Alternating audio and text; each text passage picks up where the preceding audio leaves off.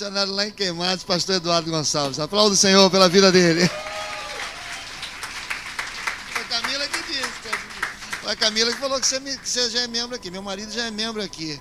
Estende a sua mão aqui. Pai, em nome de Jesus, nós queremos continuar debaixo dos céus abertos que estão nesse lugar. Por isso, como sempre o Senhor fez, usando a vida do pastor Eduardo para abençoar a tua igreja, para trazer crescimento, confronto, para lapidar o nosso caráter, nós te pedimos, continua a obra nessa manhã. Nós temos provado, Senhor, nesses últimos dias de coisas tremendas, palavras que têm sido liberadas nesse altar, que têm, Deus, impactado as nossas vidas, e nessa manhã, Deus, nós estamos ansiosos para ouvir a tua voz. Por isso, usa a vida do pastor Eduardo com intrepidez, ousadia, como revelação do teu Espírito, e que saiamos daqui, Senhor, tomados pelo temor do Senhor, tomados, Senhor, pela vontade de crescer e de avançar, tomados, Senhor, pela vontade de aprender mais da tua palavra e de sermos, Senhor, Deus, homens e mulheres segundo o teu coração. Nós te louvamos e te agradecemos em o nome de Jesus. Amém. Graças a Deus. Bom dia, meus irmãos. Pai seja convosco, amém? Que bom estarmos juntos nessa manhã de domingo. Eu quero glorificar a Deus pela oportunidade de estar com vocês. Agradecer mais uma vez ao pastor Márcio e à pastora Marisângela. Interromperam, eu me senti até doído quando a pastora Marisângela usou a expressão interrompemos a série. Eu digo, há um intruso entre nós. Aleluia. Há um estranho entre nós.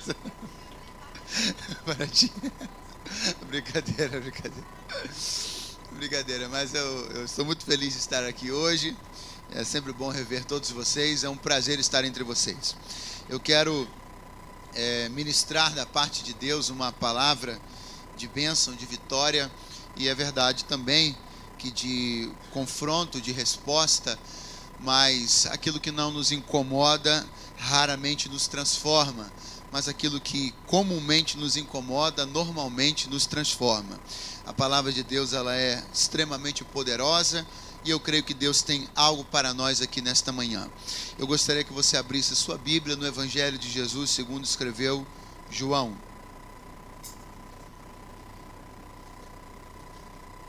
Capítulo de número 4.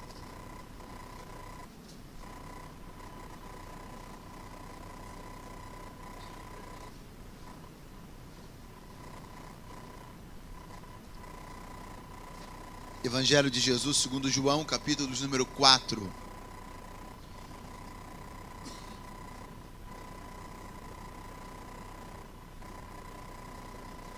Os que acharam este texto podem dizer bem forte comigo: Santa Bíblia. Santa Bíblia.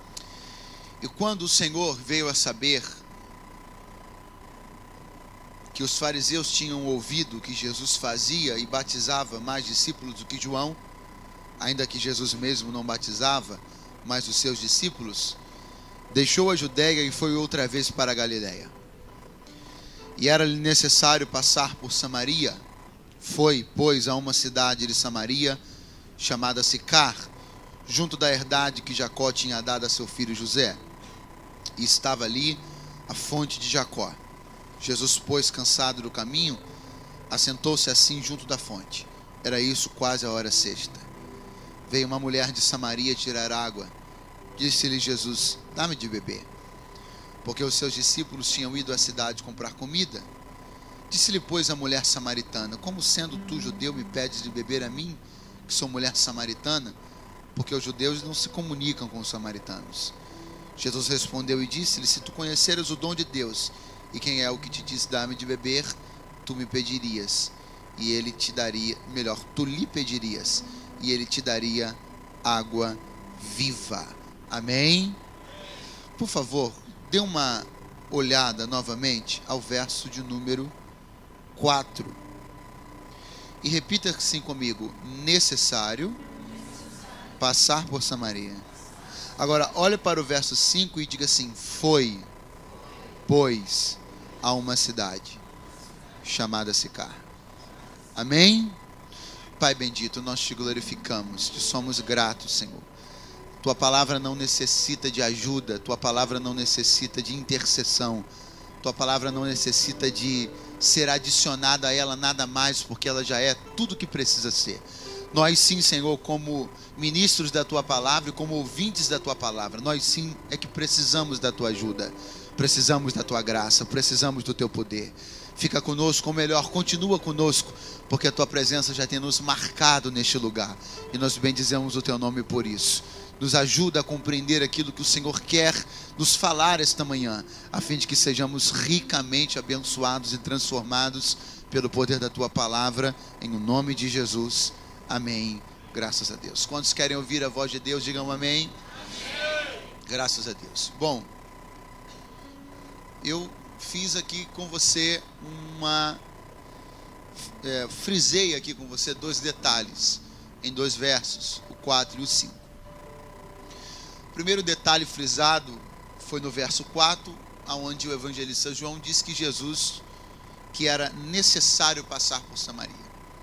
O segundo detalhe frisado foi no verso 5, quando eu frisei bem a palavra foi, e ainda complementei com pois a uma cidade de Samaria chamada Sicar. Preste bem atenção, porque nós estamos diante de 2 palavras, necessário e foi. Diga comigo, necessário e foi. Eu tenho certeza que você compreende que estas palavras são muito diferentes.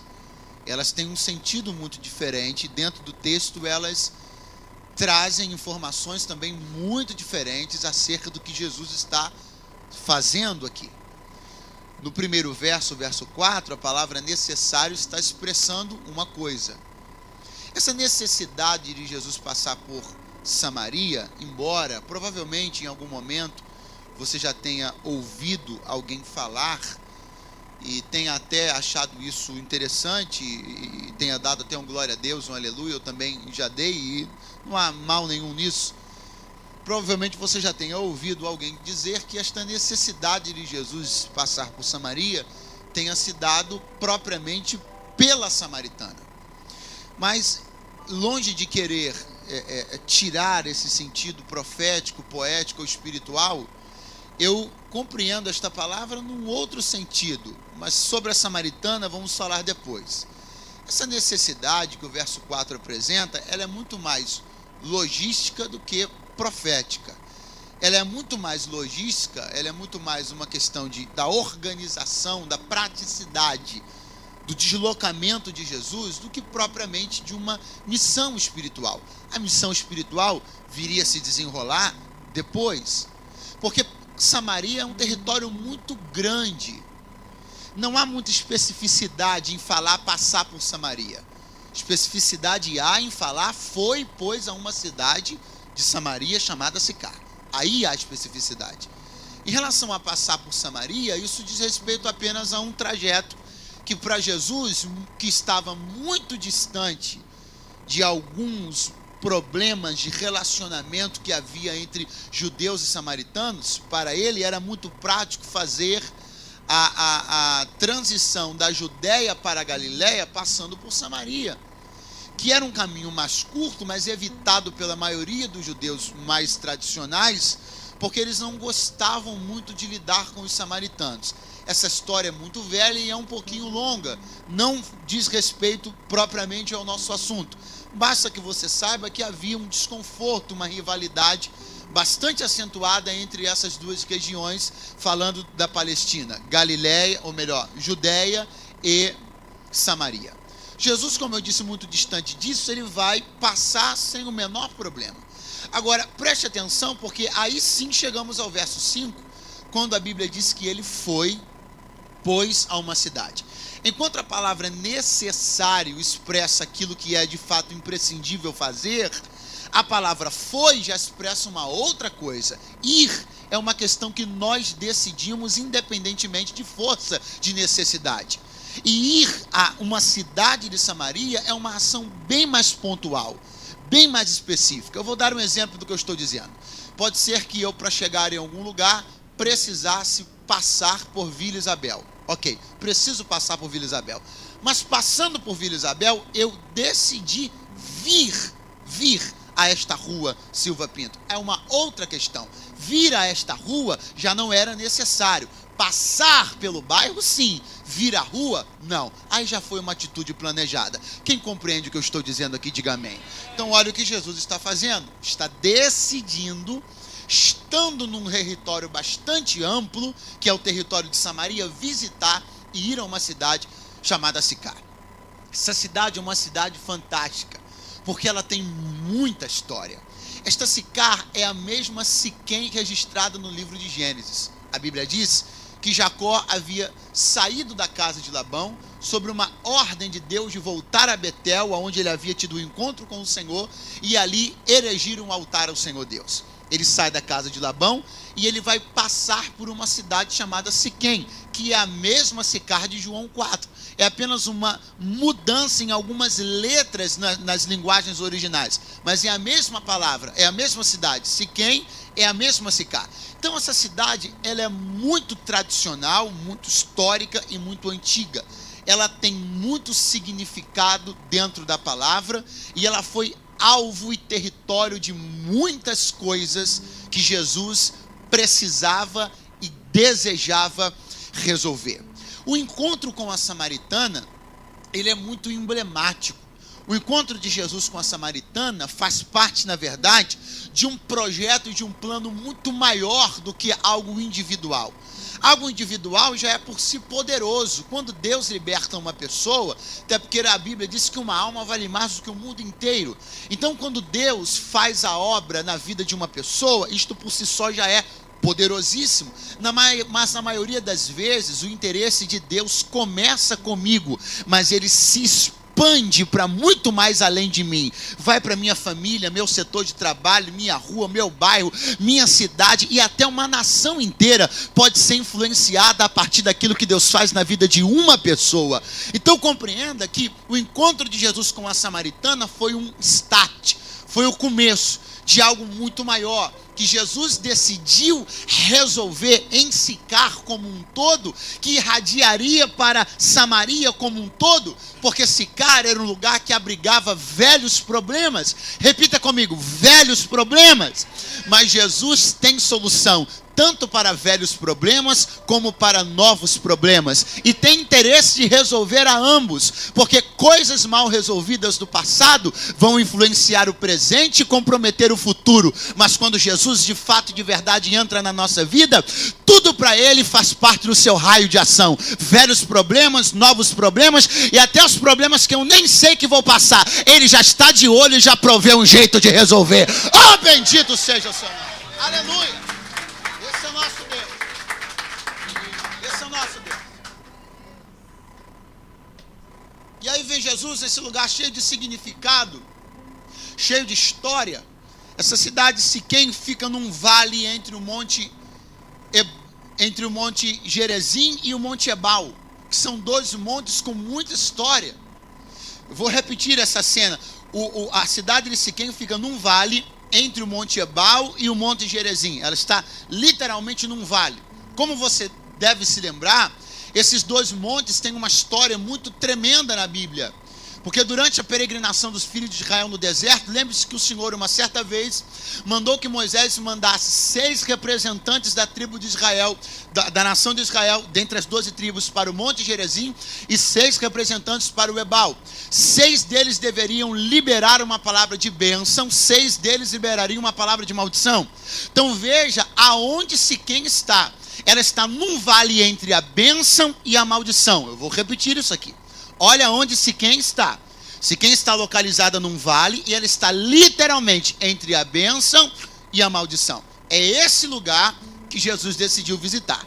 E é esta mulher com uma vida tão cheia de oportunidades de decidir entre maldição e bênção, tantas escolhas fracassadas e tantas frustrações que Jesus vai usar como uma chave para entrar em toda a cidade. E lá vem a mulher. Jesus está sentado num poço, Um poço que tem o nome de Fonte de Jacó.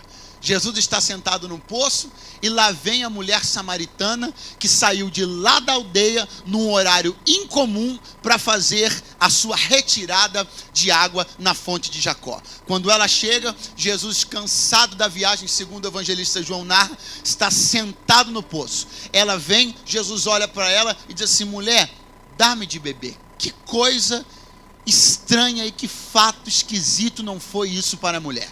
Não propriamente pela frase, um viajante pedindo água para uma mulher que tem um cântaro, isso não é tão improvável ou tão incomum. Agora, um homem judeu pedindo água para uma mulher samaritana, isso era um absurdo gigantesco. É claro que homens e mulheres não costumavam traçar diálogos assim. Não é como hoje, que a gente está no banco, olha para alguém e diz assim, está calor. Ou então diz assim, essa fila está muito longa. Homens e mulheres que não se conheciam por uma questão de pudor dessa cultura, não costumavam travar diálogos triviais. É tipo, está calor, está frio, está isso, está aquilo. Quanto mais um judeu e uma samaritana. Aí a Bíblia vai começar a explicar o porquê do assombro da mulher. A Bíblia vai dizer que ela se assombra porque judeus não se comunicavam com os samaritanos. Essa versão que apresenta a palavra comunicavam, que é a versão ampla da maioria dos exemplares da Bíblia, que eu acredito que estejam hoje aqui entre nós, é uma versão que não favorece muito a compreensão precisa de como era a relação entre judeus e samaritanos. Por quê? Porque comunicação é uma expressão muito ampla.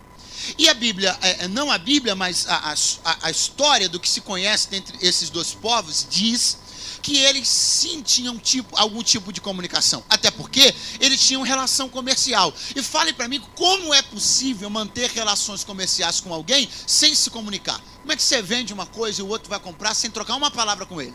Como é que você vai dizer o preço? Como é que você vai chorar um desconto? Não tem como. Não existe relação comercial sem comunicação. Quem concorda com isto? Diga amém, por favor. Então, perceba isso. A Bíblia está falando de um tipo de relacionamento mais aprofundado. A venda e a compra não necessitam de relacionamento íntimo. A venda e a compra não necessitam de relacionamento aproximado. Ou vai dizer para mim que você necessariamente tem um relacionamento mais aprofundado com a pessoa que vende pão para você, com a pessoa que vende jornal, ou mesmo com o vendedor da loja onde você comprou o seu último sapato? Não. Relações comerciais não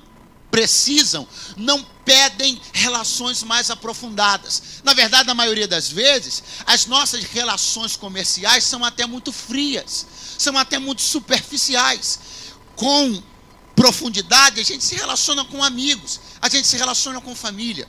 A Bíblia está dizendo que esses dois povos não se relacionam intimamente, profundamente. Há uma versão poderosa, uma versão tremenda, muito interessante para a compreensão real de como era essa relação. Esta versão diz que judeus e samaritanos não bebem no mesmo copo. Escute isso, judeus e samaritanos não bebem no mesmo copo. Quando eu vi isso daqui, na hora lembrei da minha esposa.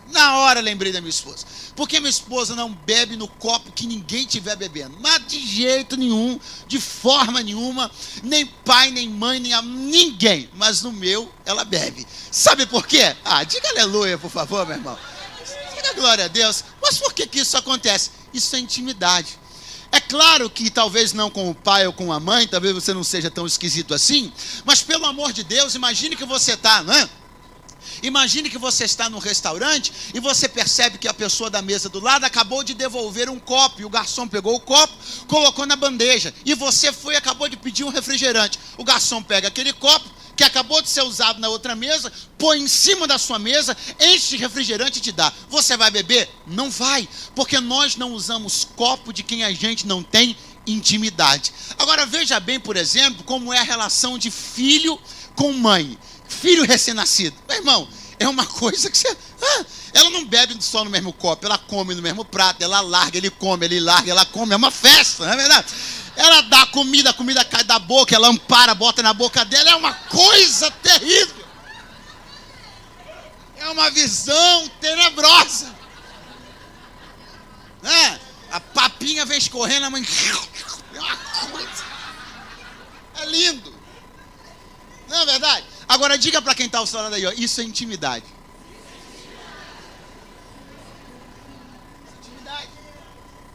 Esta coisa de pegar um objeto de uso pessoal e compartilhá-lo com uma outra pessoa somente é feito quando você tem muita intimidade. É assim com garfo, é assim com copo, é assim com prato, é assim com qualquer coisa. É preciso que você tenha um nível de intimidade muito grande com uma pessoa para que você utilize o mesmo utensílio de uso pessoal que ela se utilizou.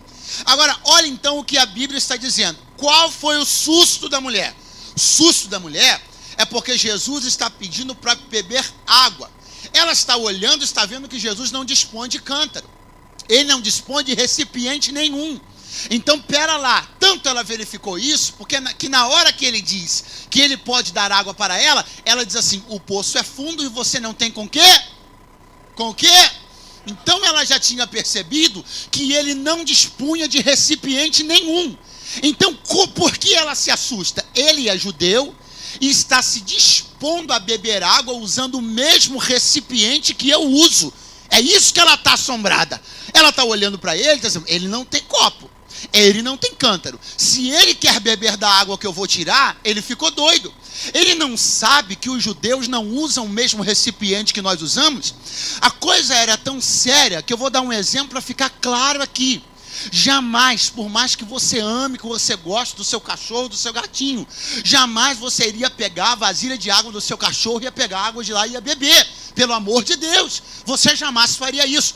Para um judeu, beber água do recipiente de um samaritano era como isso, literalmente. Até porque para os samaritanos, os judeus, os samaritanos para os judeus eram como cães. Então usar o recipiente de um samaritano era como você ou eu irmos lá na latinha de água do cachorro e beber água de lá. E a mulher está assombrada, dizendo assim, peraí, ele está disposto a usar o meu cântaro? Ele está disposto a beber no meu recipiente? Ele vai usar o mesmo recipiente que eu usei? E era isso que ela não estava entendendo, mas era isso que ela estava prestes a compreender, que quem estava diante dela não estava preocupado para a sujeira do cântaro dela. Quem estava diante dela, muito mais do que isso, conhecia os lugares pelos quais ela já havia feito passar aquele cântaro. Quem estava diante dela conhecia o lodo do cântaro dela. Quem estava diante dela conhecia a sujeira moral do cântaro dela. Quem estava diante dela sabia a vida que ela tinha vivido e a vida que ela levava. Mas para surpresa dela, ele está olhando para ela dizendo, tem gente que vira a cara pro teu prato, mas eu boto comida nele e como aí dentro, para você entender que contigo eu quero ter intimidade. Aleluia! A glória! Deixa eu entregar uma palavra para você. Essa mulher baseou toda a sua vida em relacionamentos frívolos. Essa mulher baseou toda a sua vida em relacionamentos superficiais. Essa mulher viveu de paixões durante toda a sua vida. Teve 5 maridos e agora estava com um que não era dela. Nunca soube o que era de verdade e intimidade. Não descobriu ainda o poder de um relacionamento. E Jesus está diante dela dizendo, você viveu com 5 pessoas que não usaram o teu cântaro. Ou se usaram, só usaram para sujar mais do que já estava sujo. Mas eu vim aqui para beber no teu copo, usar o teu prato, usar o teu garfo. Eu vou ter intimidade com você. Intimidade. Intimidade. Diga para quem está ao seu lado, a relação que Jesus te propõe é de intimidade. Perceba isso. Por que eu estou dizendo que o interesse de Jesus com a mulher é um interesse que irradiaria para toda a cidade? Porque olha o que Jesus está fazendo a partir da mulher. Libertando a mulher, propondo um relacionamento, uma intimidade a ponto de usar o mesmo recipiente, propondo isto para a mulher. Jesus está descortinando um propósito para toda Sicar. Jesus está descortinando um propósito para toda Samaria. Propósito número 1, intimidade.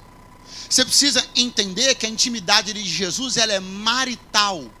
Por que a intimidade que Jesus me propõe, ela é marital? Porque somente num relacionamento conjugal existe intimidade, cumplicidade e lealdade amplas e irrestritas. É por isso que Jesus está propondo isso. Você precisa entender que a Bíblia não sou eu, é a Bíblia.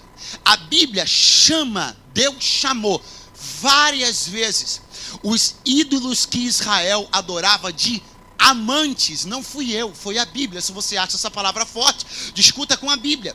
Deus disse para Israel algumas vezes: você se entregou aos seus amantes. Porque Deus está dizendo assim: marido, você nunca vai arrumar outro, marido sou eu. Qualquer outra coisa que você viva fora de mim, eu chamo de amante. Eu não reconheço, Deus está dizendo, nenhum relacionamento teu, Israel, com ninguém que não seja comigo. Casada, você só é comigo. Qualquer uma outra oferta que você deitar, está deitando para amante. Qualquer outra adoração que sair da tua boca é para amante. Porque casar, você só casou comigo. E a tua aliança não sai do meu dedo e a minha não sai do teu. Aleluia! Alaba cheia. Essa história de Israel com os seus amantes, com os seus relacionamentos, ela tem uma relação direta com o pecado da idolatria. Repita comigo: idolatria. A idolatria em Samaria sempre foi muito forte. A idolatria em Israel sempre foi muito forte e ela teve história. Eu disse para você que Siquém é uma cidade histórica. Eu disse para você que Sicar é uma cidade cuja sua história começa a ser contada pela Bíblia no livro do Gênesis. Quando Jacó sai da casa de Labão e ele vem em direção a Betel, aonde o Senhor o havia mandado ir. Preste atenção nisso. A Bíblia diz que vem Jacó. Ele vem com suas esposas, Raquel e Leia.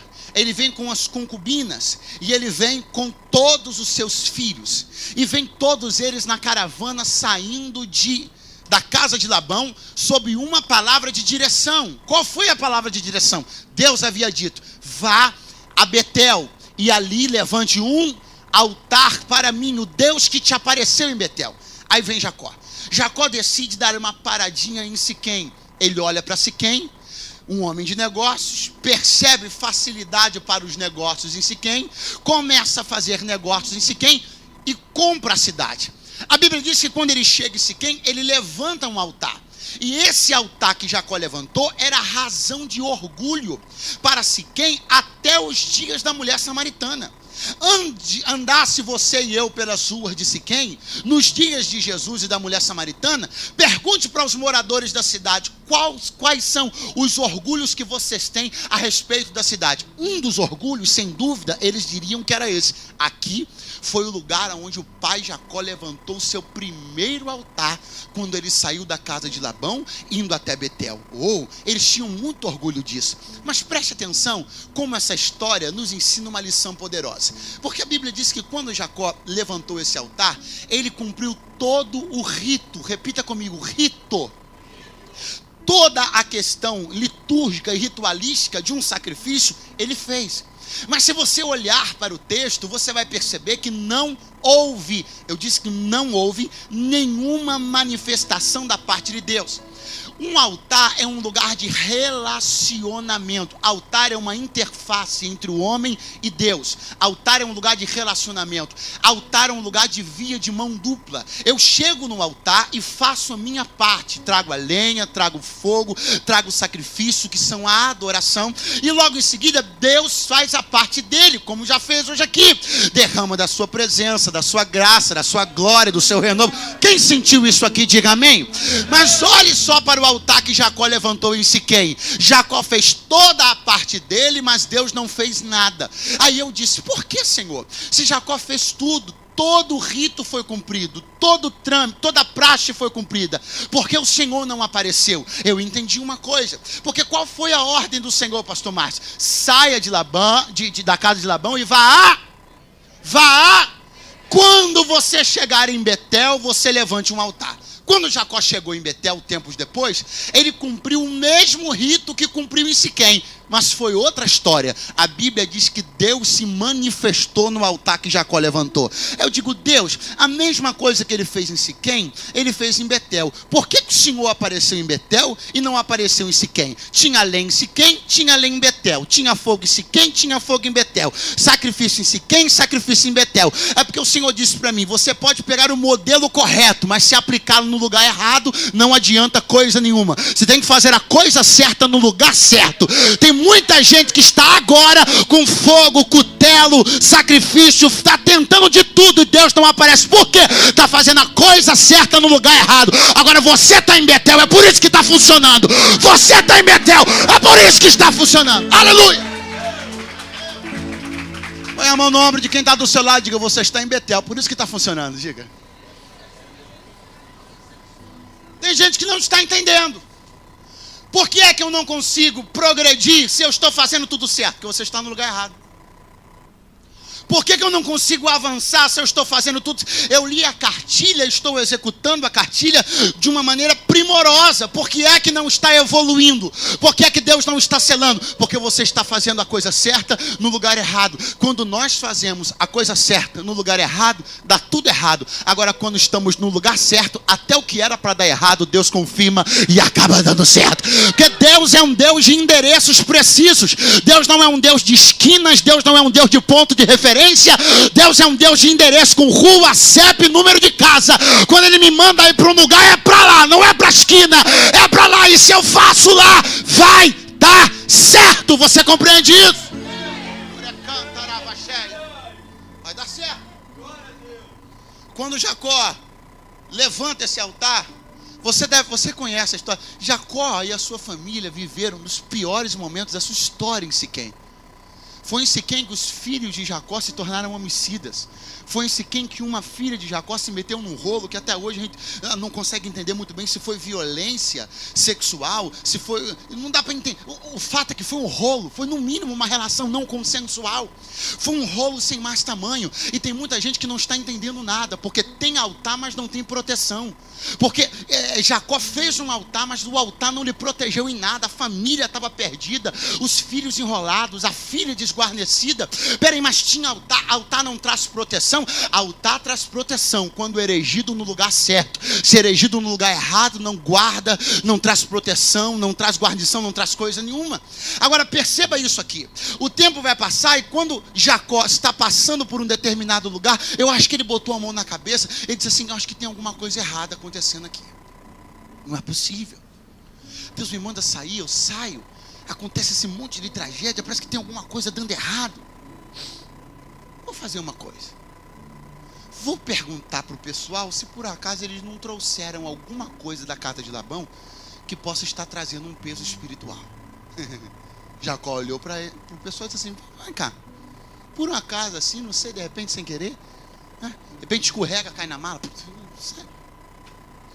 Vocês não trouxeram, Raquel, olha para mim, Leia, vocês não trouxeram nada da casa do Labão? Porque parece que tem um peso espiritual aqui nessa caravana. E aonde Jacó estava? Em Siquém ainda.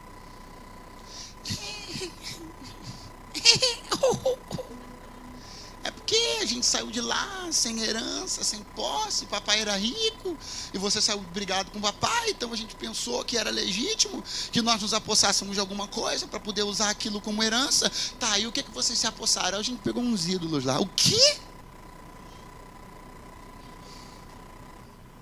A gente pegou umas imagens lá, uns ídolos, mas é coisa de ouro, Jacó, é coisa boa, não pegou de barro não, a gente pegou de ouro. Dá para cá, escute isso aqui. Jacó agora tem nas mãos não só os ídolos que a caravana escondia, ele tem nas mãos uma chance. Diga comigo, uma chance. Dependendo daquilo que ele fizer com os ídolos que estão nas suas mãos, ele pode garantir a libertação de Siquém, ou ele pode algemar Siquém para sempre. Olha o que ele vai fazer. A Bíblia diz que ele vai cavar um buraco no pé de um carvalho. E o texto é explícito ao usar a palavra, ele escondeu os ídolos no pé de um carvalho em Siquém. O que ele fez? O que ele fez? Essa palavra me dá arrepio. Deus tem nojo dessa palavra. Deus tem aversão a esta palavra. A palavra aqui não deveria ser escondeu. A palavra aqui deveria ser eliminou. A palavra aqui não deveria ser escondeu. A palavra aqui deveria ser destruiu. Às vezes Deus nos dá a oportunidade de que algo que esteja escondido venha à tona para que você destrua. Você pega e esconde de novo. Jacó só trocou o ponto de esconderijo, tirou da malha e colocou no pé do carvalho. Não adiantou nada. Ele liberou da maldição a mala, mas amaldiçoou a cidade. Porque todos os lugares aonde você enterra coisas que não agradam a Deus, você marca aqueles lugares com peso de maldição. Olha para você quem. Tanto isso aqui é verdade, eu vou dizer uma frase que após eu dizer, você vai dizer para o vizinho. A frase é a seguinte: aquilo que você esconde agora, aparece no futuro. Diga para ele. Não, irmão, me ajuda aí, fala aí que tá tenso o negócio. Me ajuda aí, fala para ele. Fala aí, meu irmão, me ajuda aí, vá.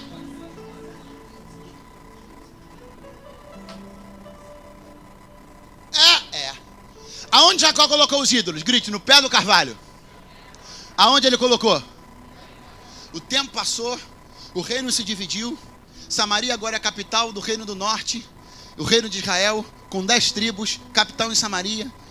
Há um tempo, um momento de dificuldade, de cativeiro. E a Bíblia diz que caravanas saem da Síria, que era o império que escravizava o reino do norte. Caravanas saem de lá e elas vêm povoar Samaria. Escute isso.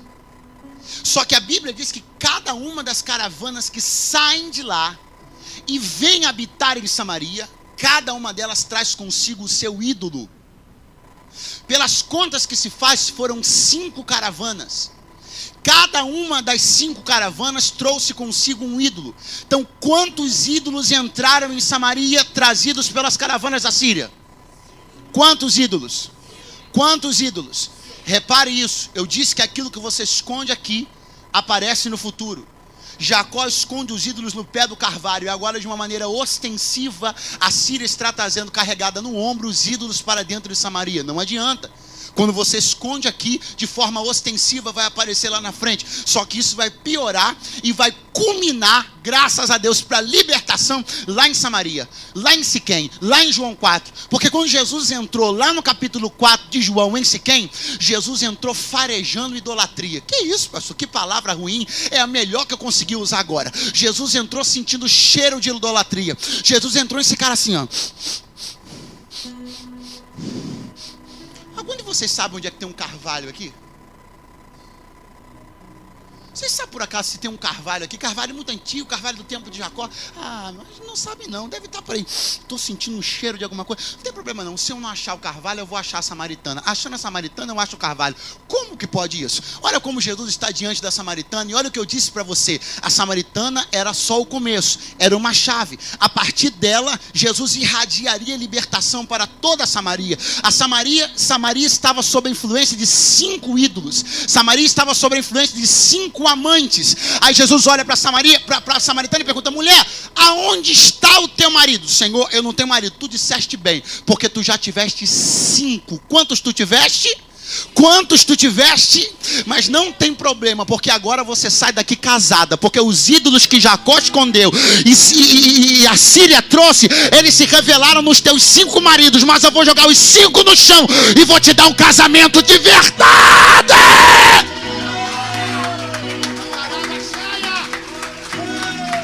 Eu vim entregar aqui uma palavra de Deus. Deus vai derrubar aquilo que o diabo está tentando esconder na tua família há anos.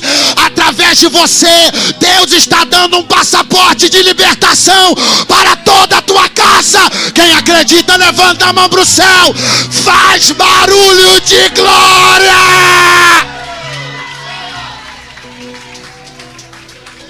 Oramaço e andoremai.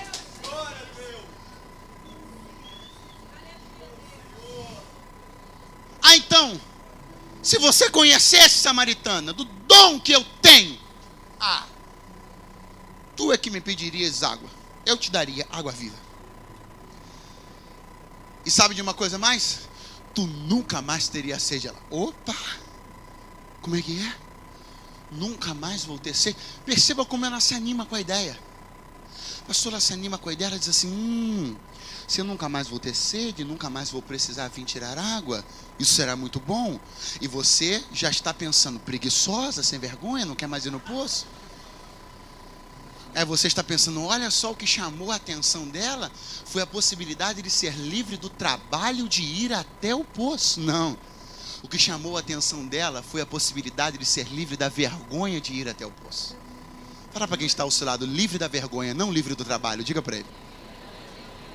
A libertação na nossa vida não vem nos libertar do trabalho. O trabalho nós vamos trabalhar enquanto estivermos nessa terra. A questão não é deixar de trabalhar, a questão é como você passa a trabalhar depois que é liberto. Pastor, não entendi, mas vai entender agora. Qual era o problema da samaritana? Você conhece alguém no bairro ou na rua que é mal falado? Você conhece alguém no bairro ou na rua que quando essa pessoa passa, as pessoas se acotovelam e dizem, lava ele, lava ela? Você imagina esta mulher cruzando uma cidade. Imagina esta mulher andando alguns quilômetros para chegar até um poço. Quanta conversa fiada ela não ouvia pelo meio do caminho. Quanta gente assoviava, fazia piadinha indecorosa, porque como ela plantou desmoralização, também colhia desmoralização.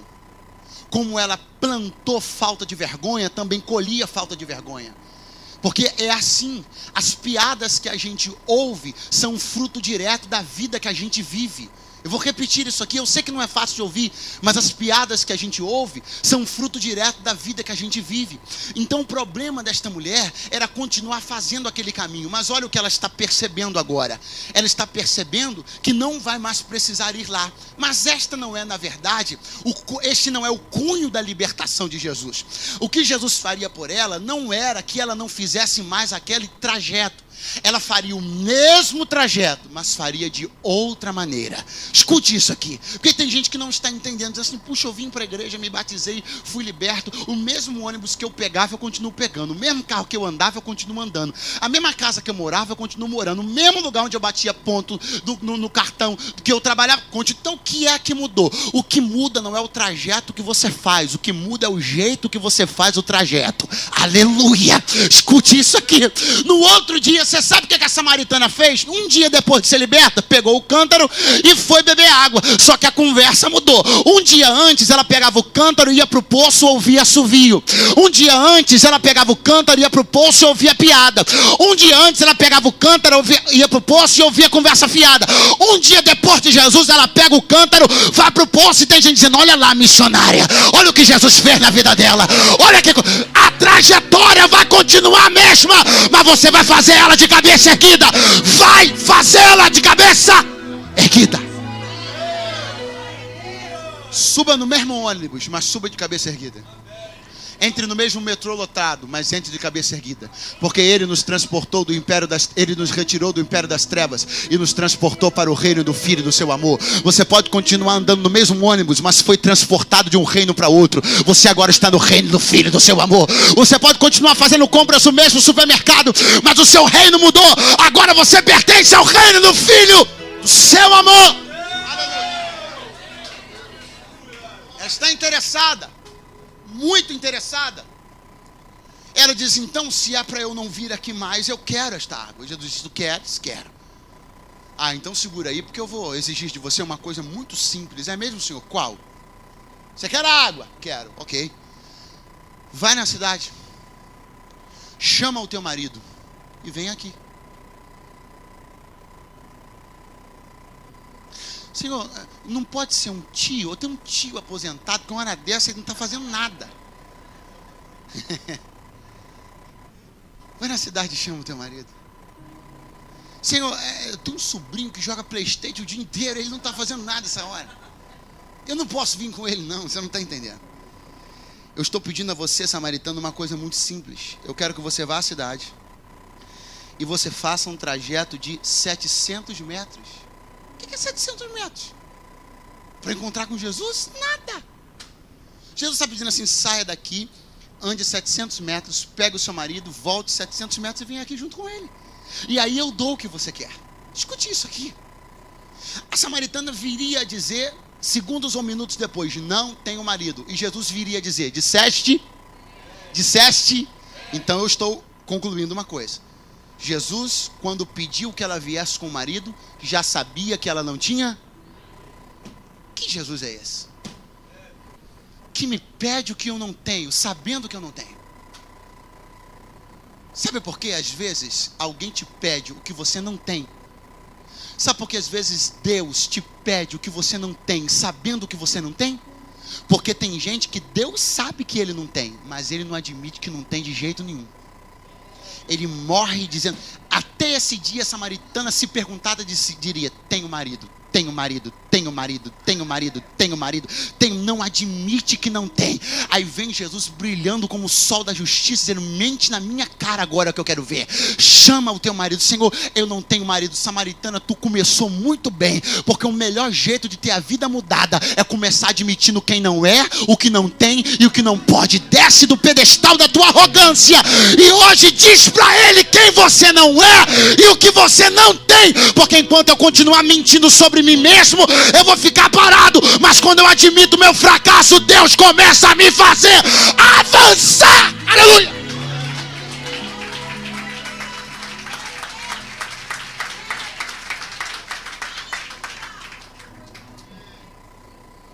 Às vezes você está em casa, o açúcar acabou e você não sabe. A vizinha bate na porta. Fulano, me arruma uma xícara de açúcar. Você vai na despensa. E porque alguém te pediu, você descobre que acabou e você não sabia. Foi isso que Jesus fez com a samaritana. Pediu o que ela não tinha, para ela se tocar que ela não tinha. E o que Jesus estava pedindo era uma coisa tão simples. 700 metros de desfile. Desfile, 700 metros, com aquele que você diz que é seu marido a tiracolo, mas ela não podia. O que eu vou fazer? Eu vou na cidade, eu já tive 5, né? Mas o João casou de novo. O Antônio não quer me ver nem pintado de marrom. O fulano de tal, se eu aparecer lá, ele vai mandar me apedrejar. O Beltrano também já casou de novo, tem 5 filhos. E aí, eu sei que é dolorido o que eu vou dizer aqui, mas às vezes a gente fica em umas situações, quando a gente precisa de uma coisa, que a gente olha uma porta fechada, a outra fechada. O outro a gente magoou. O outro a gente entristeceu. A outra amizade a gente abandonou. A gente vai vendo dizendo assim, não posso contar com ninguém. Mas por que não posso contar com ninguém? Porque pude contar com 5, joguei os 5 no lixo. Escute isso aqui, vai doer, mas vai sarar. A samaritana não teve só 5 maridos, ela teve 5 chances. Só que você quer saber uma coisa sobre o lado espertalhão do homem? Quer saber? Não quer não? Eu estou com o microfone, eu vou falar de qualquer jeito. Você quer? Eu vou repetir a pergunta. Você quer saber uma coisa sobre o lado espertalhão do homem? Quer saber? Vem a samaritana. Primeiro casamento. Larga o primeiro. Aí arruma o segundo e diz assim, enganei o primeiro. Sai do segundo e vai pro terceiro. Eu sou boa demais, enganei o segundo. Sai do terceiro e vai pro quarto. Eu sou ótimo, eu sou uma atriz. Eu tinha que ganhar um Oscar, larguei o quarto. Enganei o quarto. Vem pro quinto. Eu sou boa demais, enganei o quinto. Você não enganou 5, você perdeu 5 chances de ser feliz. As pessoas vão, tramam aqui, tramam ali. Peguei o dinheiro do fulano, não vou pagar. É a confiança de um que você perdeu. A gente pensa que está ganhando enquanto está enganando, mas a gente não ganha quando engana, a gente perde. 5 chances jogadas no lixo. E Jesus está dizendo, esse que você disse que é o seu marido, agora faça um trajeto de 700 metros com ele. Você sabe que horas era? Meio-dia. Grita para quem está ao teu lado, meio-dia. É o horário onde comumente o dia está no seu momento de máxima exposição dos raios solares na Terra. Meio-dia. Que horas era? Meio-dia. Olha o que Jesus está dizendo. Faça um desfile de 700 metros na luz do meio-dia, com a tua mentira a tiracolo.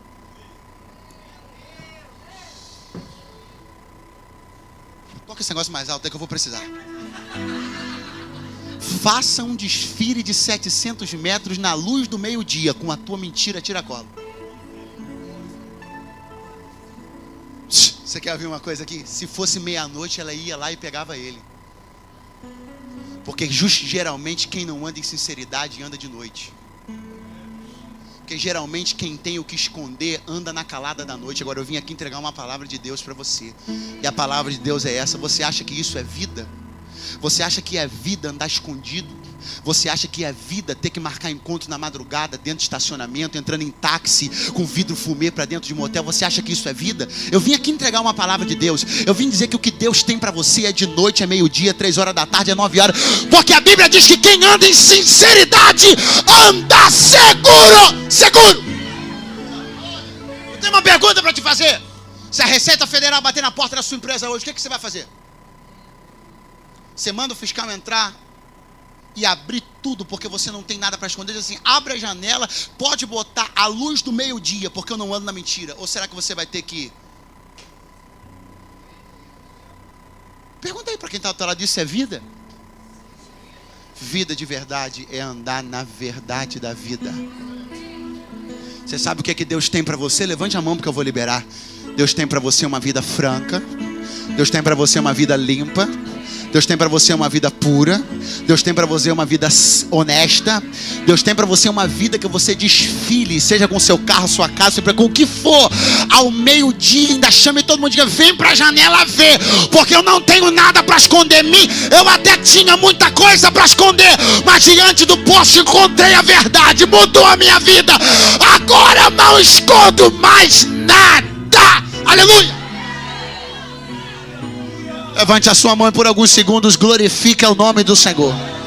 Porque enquanto você está glorificando, Deus vai começar a quebrar cadeias de mentira. Enquanto você está glorificando, Deus vai começar a transformar a tua vida. Enquanto você está glorificando, Deus vai começar a tirar toda a desonestidade de dentro da tua empresa. Eu profetizo que Deus vai purificar o teu caminho. Eu profetizo que Deus vai sarar. Ele vai lavar o teu casamento. Eu profetizo que você, a tua casa, os teus negócios serão limpos para a glória do Deus que te chamou. E se você crê, joga a mão para cima, abra a sua boca, entrega um barulho de aleluia.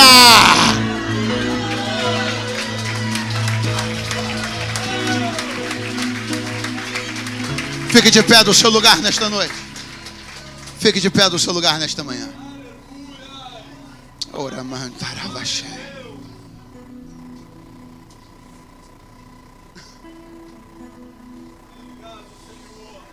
Você sabe o que mudou a vida da samaritana? Repita após mim: confronto. Você sabe o que mudou a vida da samaritana e de toda a Sicar? Repita comigo: liderança. Não, você não repetiu, diga liderança. Mais forte, diga liderança. Escute o que eu vou dizer agora para concluir esta mensagem.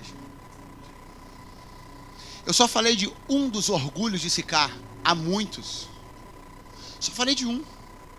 Se tinha uma coisa que eles se orgulhavam, era do fato de Jacó ter feito um altar ali.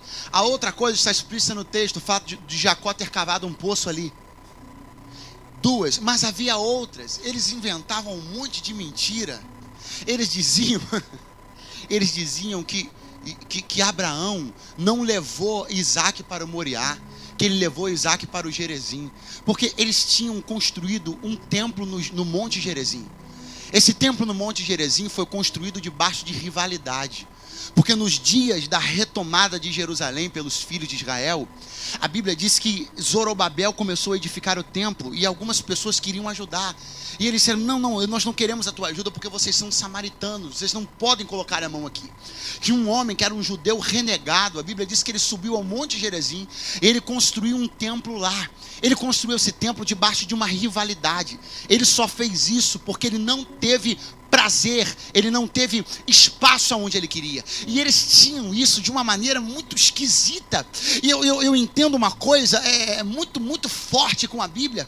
Estas coisas que sucedem dessa maneira, elas não progridem, elas não prosperam. Eles estavam lá em cima com toda aquela estrutura montada, mas Deus não estava lá.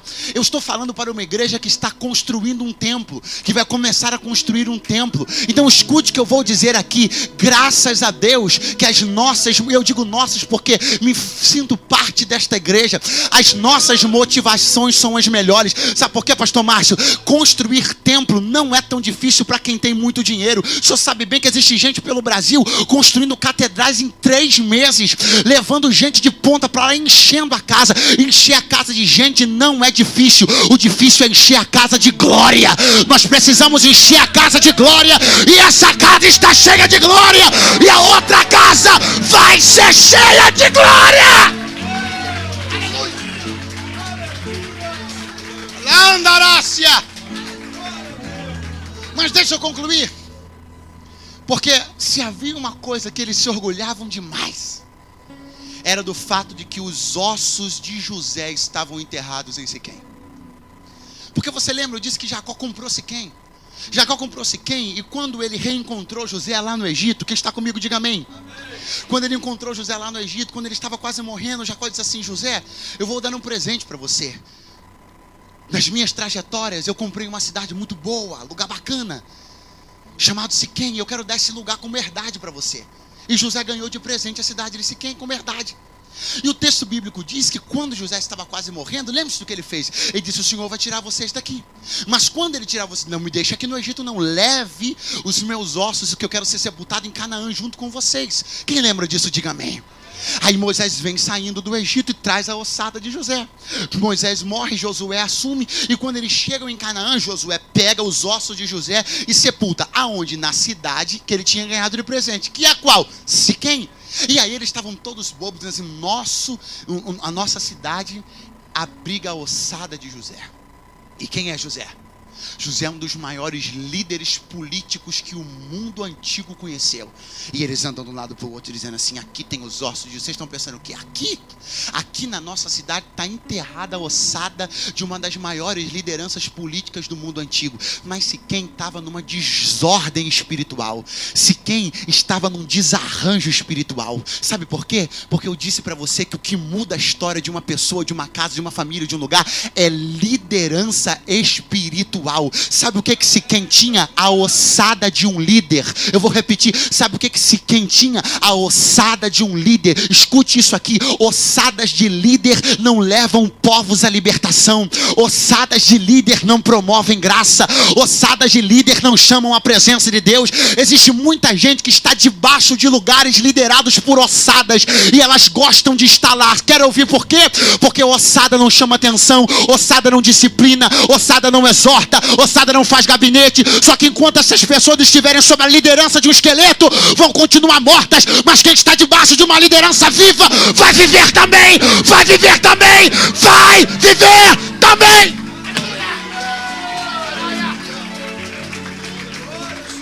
Pegue na mão de quem está do seu lado agora, levante para o céu e diga: está sentindo a vida de Deus aqui? Você está sentindo a vida de Deus aqui? Sabe por que você está sentindo a vida de Deus? Porque tem vida no altar. Sabe por que você está sentindo a vida de Deus aqui? Porque você está debaixo de uma liderança viva. Sabe por que você está sentindo a vida de Deus aqui? Porque o Espírito de Deus está aqui. E tem homens e mulheres aqui que não são ossos, não são mortos. É gente cheia do Espírito. Gente que vai te admoestar. Gente que vai ligar para você. Gente que vai te cutucar. Gente que vai te perturbar. Mas gente que vai te fazer entrar na glória. Na glória. Na glória. Escute isso que eu concluo aqui. Tem gente que está pensando que está ganhando mais, porque não é exortado, não é disciplinado, ninguém me liga, estou amando onde estou. Tem gente que está pensando que está ganhando mais, porque está sendo liderado pela ossada de José. A ossada de José foi, mas não é mais. Está na hora de nós estarmos debaixo de uma liderança que nos leve marchando para a glória.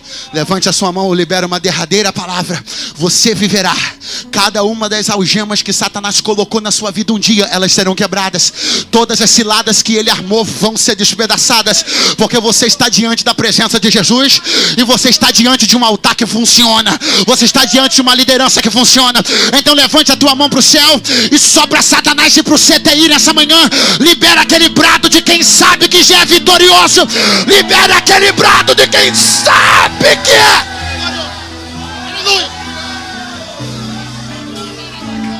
Aplauda o Senhor, aplauda Ele. Glorifique o nome dEle. Aleluia.